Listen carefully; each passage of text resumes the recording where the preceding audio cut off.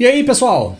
Tudo bem com vocês? A abertura da temporada, em que teríamos o último campeonato mundial conquistado por um brasileiro na Fórmula 1, até os dias de hoje, com uma sequência de bom desempenho dos pilotos brasileiros, que vinha ainda do final da temporada anterior e dava seguimento à maior sequência de vitórias que o Brasil já teve na história da categoria. E a última vez que nós veríamos o trio Piquet, Senna e Prost juntos em cima de um pódio. O Grande Prêmio dos Estados Unidos de 1991. Essa é a nossa história de hoje.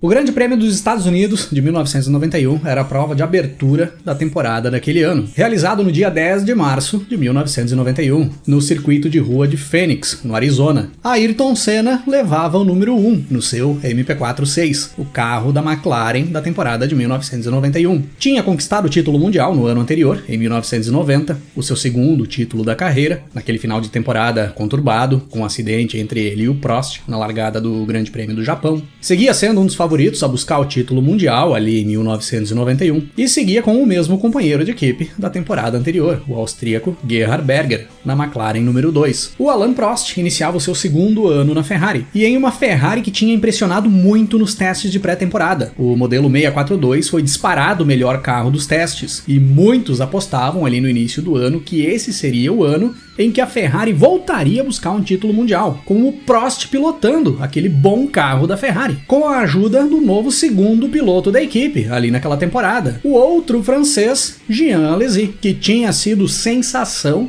na temporada de 1990. E quem já vinha impressionando em desempenho ali naquele início de 1991 eram as Williams. Nigel Mansell e Riccardo Patrese mostraram que o novo carro da equipe, o FW14, que tornaria-se famoso na história da Fórmula 1 na sequência, tinha um rendimento muito bom. Só precisaria saber se era confiável. Se fosse confiável, com certeza brigaria por vitórias no decorrer da temporada e, por que não, poderiam disputar o título mundial. Correndo por fora, nesse bolo da frente, nós tínhamos a Benetton. E era grande a expectativa em cima do que a Benetton apresentaria para essa temporada, pois a equipe tinha sido a vencedora nas duas últimas provas de 1990, os grandes prêmios do Japão e da Austrália. Vitórias conquistadas pelo brasileiro Nelson Piquet, que teria nesse início de temporada de 1991 como companheiro de equipe outro brasileiro, Roberto Pupo Moreno. Após boas performances do Moreno nas duas últimas provas de 1990, correndo pela Benetton, ele consegue o contrato de uma temporada completa para correr como companheiro de equipe do Nelson Piquet. Para o grid de largada do Grande Prêmio dos Estados Unidos de 1991, as coisas tinham ficado bem dentro do padrão, bem dentro do que se esperava. Senna na pole position, com Alain Prost na segunda posição. Na segunda fila nós tínhamos as duas Williams, com o Riccardo Patrese e o Nigel Mansell. Na terceira fila, Nelson Piquet, alinhando em quinto, e o Jean Alesi, o companheiro do Prost na Ferrari, na sexta posição. E na quarta fila, o Berger, o companheiro do Senna na McLaren, e o Roberto Pupo Moreno, companheiro do Piquet na Benetton. Nós tínhamos ainda o Maurício Gugelmin como o quarto brasileiro dentro dessa prova, alinhando apenas na 23ª posição. O Gugelmin teve muitos problemas no decorrer de todo o final de semana com o seu carro da Leyton House, não conseguiu fazer bom tempo nos treinos classificatórios e ficou apenas em 23º. As corridas em Phoenix sempre eram corridas longas e cansativas. A possibilidade da corrida terminar pelo limite de 2 horas de duração do evento era grande. Era provável que não se completaria as 81 voltas previstas para essa corrida. Se completasse, seria em cima do laço. Então, naquela pista, com trechos bem travados e apenas 2 retas para os pilotos poderem buscar mais velocidade, com asfalto irregular e pouco abrasivo,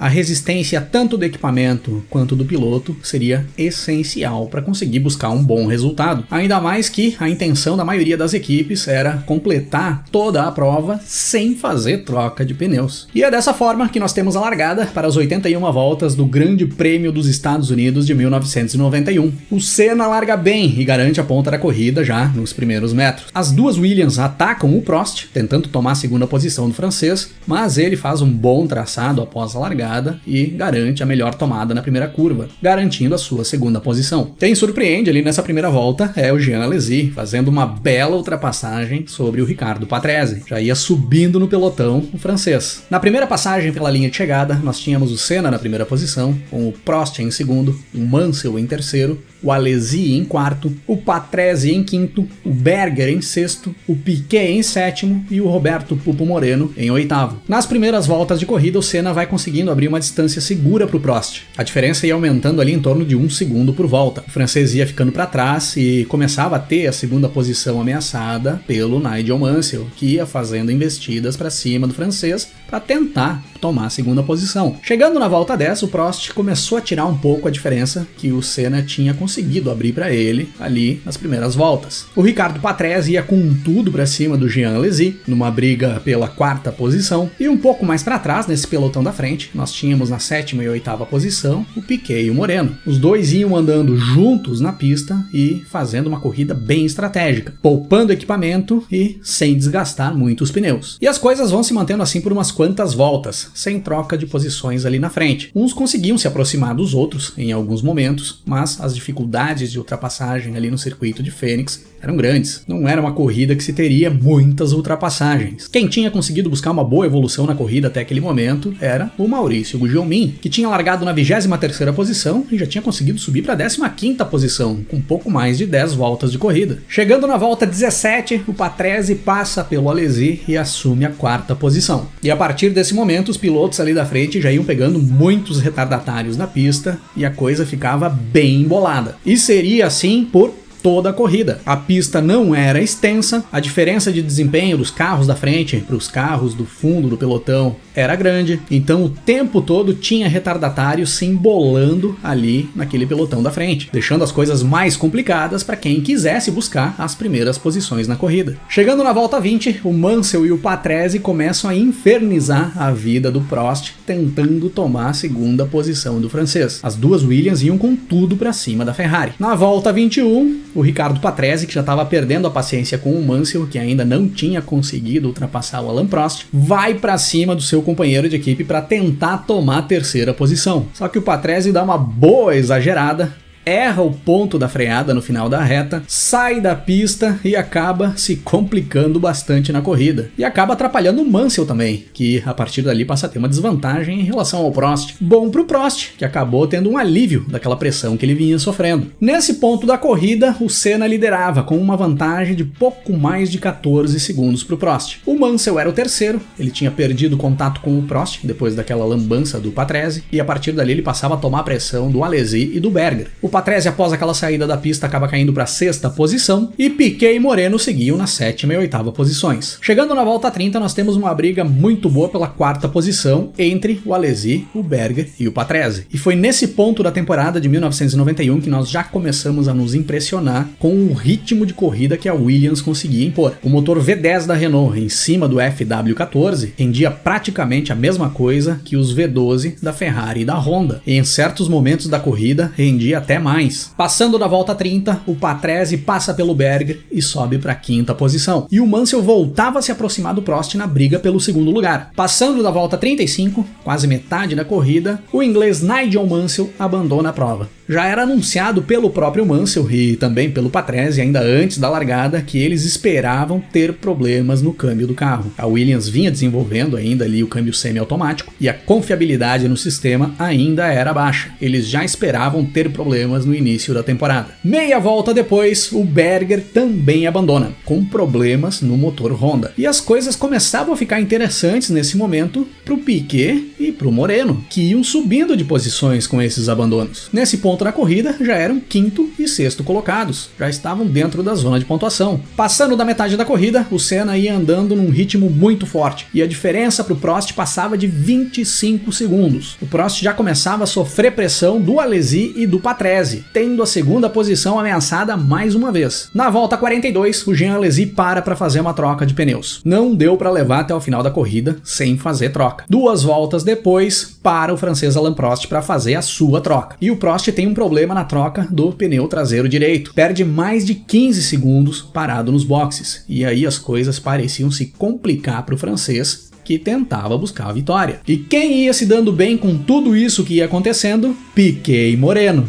Com os abandonos de Mansell e Berger e as paradas para troca de pneus do Alesi e do Prost, Piquet e Moreno tinham subido para a terceira e quarta posição, os dois fazendo uma corrida muito consistente. Uma volta depois da parada do Prost para o Ayrton Senna para sua troca de pneus. Ele tinha quase 40 segundos de vantagem para o Patrese, que era o segundo colocado, deu tempo de fazer a sua parada bem tranquilo e voltar com 17 segundos de vantagem para o Patrese. Nesse mesmo momento, o Maurício Gugelmin abandona a prova. Vinha fazendo uma corrida muito boa, já estava chegando no top 10, o Maurício Gugelmin, mas o carro não aguentou. Fim de prova para o brasileiro na volta 49. Na volta 50, o Ricardo Patrese roda e fica com a Williams atravessada na pista. E aí nós temos um acidente impressionante. O Roberto Pupo Moreno dá uma balroada na Williams do Patrese. Por muita sorte, nós não tivemos um acidente grave nesse momento. Os dois pilotos saíram ilesos. E era fim de prova para o Patrese e também para o Moreno, na volta 50 do Grande Prêmio dos Estados Unidos. Se o Moreno tivesse conseguido escapar dessa batida no Patrese, nós teríamos naquele momento da corrida 3 brasileiros ocupando as 3 primeiras posições. Na real, nós até podemos dizer que nós tivemos por alguns metros, pois o Moreno bateu no Patrese e passou pelo italiano. Então, por alguns metros, até o Alesi passar por ali e assumir a terceira posição, nós tivemos Ayrton Senna em primeiro, Nelson Piquet em segundo e Roberto Pupo Moreno em terceiro. Sinceramente, eu não lembro disso ter acontecido em outro momento da história na Fórmula 1. 3 brasileiros nas 3 primeiras posições em uma corrida. Se vocês lembrarem, escrevam aí nos comentários, por favor. Chegando na volta 55, o Alesi passa pelo Piquet e assume a segunda posição da prova. O Alesi tinha trocado de pneus e ia rendendo muito bem. O Piquet tinha uma estratégia diferente, ia cadenciando o ritmo para ir até o final da corrida sem fazer troca. Passando da volta 60, nós tínhamos o Senna em primeiro, o Alesi em segundo, o Piquet em terceiro e o Prost em quarto. O Senna disparado na frente e o Alesi, o Piquet e o Prost próximos, com uns 4 segundos de diferença entre um e outro. Só que o Prost já ia reduzindo a vantagem que o Piquet tinha para ele. O Prost também tinha pneus novos e era certo que o ritmo dele ia ser melhor do que o Piquet nessa reta final da corrida. Perto da volta 65, o Prost já estava colado no Piquet e os dois iam chegando no Alesi. Chegando na volta 70, o Senna começa a baixar bastante o ritmo e passa a administrar o carro na reta final da corrida. Ele tinha 40 segundos de vantagem para o segundo colocado, não tinha por que ele continuar forçando o equipamento. E quem passa a andar muito a partir desse momento era Nelson Piquet, que vinha conseguindo buscar tempo de voltas melhores do que o Alesi e o Prost, que tinham trocado de pneus, tinham pneus mais novos. E aí, com esse ritmo forte que o Piquet ia conseguindo impor, quando faltavam 14 voltas para terminar, o Piquet estava colado na traseira da Ferrari do Alesi e levava o Prost junto com ele. E aí nós temos a briga por posição mais bonita do Grande Prêmio dos Estados Unidos de 1991. E, na minha opinião, uma das mais bonitas da temporada. Alesi, Piquet e Prost rasgam a reta do circuito de Phoenix, se atacando de forma insana, um tentando tomar a posição do outro. O Piquet consegue passar pelo Alesi, mas o Prost tinha uma manobra espetacular, passa pelo Alesi e passa também pelo Piquet. O francês pula da 4ª posição direto para a 2ª posição, só com uma manobra. A partir dali nós tínhamos Senna em primeiro, com o Prost em segundo e o Piquet em terceiro. O Alesi, uma volta depois dessa briga, viria a abandonar com problemas na sua Ferrari. E dessa forma, após essa briga espetacular pela 2ª posição da prova, nós fechamos as 2 horas de corrida e 81 voltas completas, com Ayrton Senna cruzando a linha de chegada na primeira posição, o francês Alain Prost em segundo e o outro brasileiro, Nelson Piquet, em terceiro, 1 segundo atrás do Prost. Essa era a 27ª vitória da carreira do Senna, que o colocava ao lado do escocês Jack Stewart como o segundo piloto com mais vitórias na história da Fórmula 1 até aquele momento. A partir dali, o Senna só tinha menos vitórias do que o Prost. Esse pódio em Phoenix, 1991, era o último dos 6 pódios que tiveram na história da Fórmula 1 com Prost, Piquet e Senna juntos. E era ali o pódio formado com o maior número de títulos mundiais na história da categoria até aquele momento. Eram 8 títulos mundiais em cima do pódio. 3 títulos do Prost, 3 títulos do Piquet e 2 títulos do Senna. E viria a ser o pódio com o maior número de títulos na história da Fórmula 1 por muito tempo. Essa marca só foi igualada no Grande Prêmio do Bahrein de 2006, quando o Michael Schumacher, com 7 títulos mundiais, e o Fernando Alonso, com 1 título mundial, subiram ao pódio juntos e somaram 8 títulos mundiais em cima de um pódio. E essa marca só foi ultrapassada mais de 21 anos depois, no Grande Prêmio da Europa de 2012, quando Fernando Alonso, Kimi Raikkonen e Michael Schumacher subiram juntos ao pódio, somando um total de 10 títulos mundiais em cima de um pódio. Ayrton Senna, Alain Prost e Nelson Piquet. Será que esse trio mandava bem nas pistas?